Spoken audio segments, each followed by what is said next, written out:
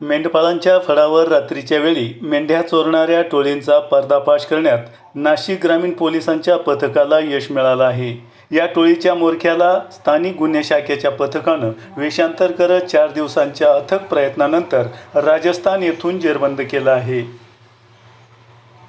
या टोळीनं सिन्नर तालुक्यातील मनेगाव, दौंडी, दुशिंगपूर व धोंडवीरनगर येथून सुमारे 90 मेंढ्या चोरून त्यांची विक्री केली होती। स्थानिक गुन्हे शाखेच्या पथकानं राजस्थानमध्ये 4 दिवस तळ ठोकून ही कारवाई केली।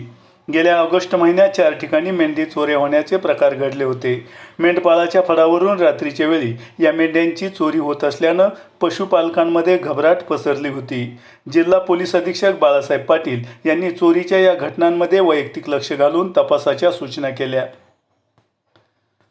गुन्हा शाखेचे पोलीस निरीक्षक रवींद्र मगर, वावी पोलीस ठाण्याचे सहाय्यक निरीक्षक गणेश शिंदे यांच्या नेतृत्वाखाली पथकांनी गुन्हा करण्याची पद्धत तसेच राज्यातील व परराज्यातील रेकॉर्डवरील गुन्ह्याची माहिती घेऊन तपासाची दिशा निश्चित केली होती।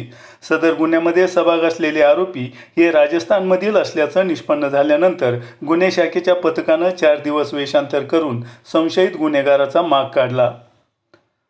राजस्थान राज्यातील कोटा शहर येथून रावल उर्फ राहुल कालू बंजारा, वय वर्ष 21, राहणार कछालिया, तालुका तलेरा, जिल्हा बुंदी यास सिताफीनं ताब्यात घेण्यात आलं। चौकशीअंती त्यानं त्याच्या साथीदारांसोबत सिन्नर तालुक्यात मेंढी चोऱ्या केल्याची कबुली दिली आहे।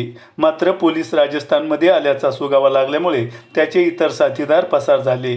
यात अब्दुल बारी, राहणार कोटा, राजू मदन बंजारा, लक्ष्मण मदन बंजारा, किसन कालू बंजारा, चिंटू कालू बंजारा, बिंदू राजू बंजारा सर्व राहणार कछालिया गाव, जिल्हा बुंदी यांचा समावेश आहे।